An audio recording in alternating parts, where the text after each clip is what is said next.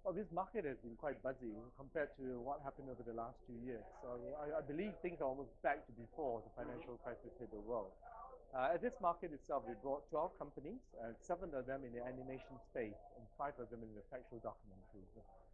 It almost reflects the interest that we have now in the areas of concentration from a Singapore perspective.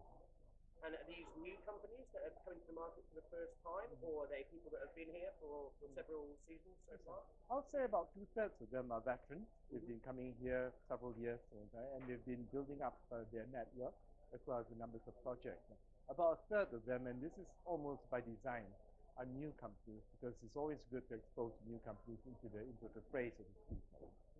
And what would you say sum up are some of the key strengths that Singapore companies have? What can they offer to the market that sort of marks them out and makes them attractive to do business with? Well, we found that over the last 10 years, with the over 200 collaborations that have happened, one is that many of these companies are now very sensitive and sensitized to how to nuance content projects, applications projects, whether you're from the east or from the west, because many of these companies operate very comfortably in the North American market, the European market, and certainly the Asian market from where they come from. So over the years, we found that with more and more projects going on between different countries and different companies, that the sensitivity has increased to the point where it's actually quite simple for a number of these companies to just get on with the projects and create stuff that's actually very, very appealing to the international marketplace. And we had 3 deals signed here this evening. A lot of kind of animation, which is obviously a strength of the market. But what do the deals that we've seen here today? What do they point towards? They seem to suggest that more and more business is coming your way, and it feels like animation is a key part. Yeah, well, animation certainly is a blossoming and a booming area for us.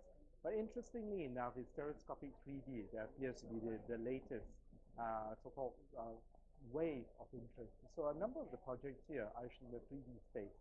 And the 3D space transcends not just broadcast areas, but also film and also interactive media and games areas. So it's a basic capability and the capacity of that knowledge that's expanding the scope of interest of our companies that come to this market. And so finally, what are your hopes in terms of developing relationships here and going forward?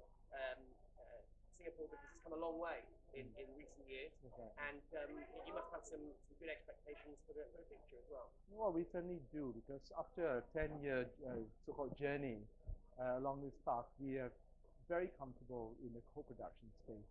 And we today have our content reach out to about 70 other countries in the world, with about 250 collaborations signed between companies from the rest of the world and Singapore.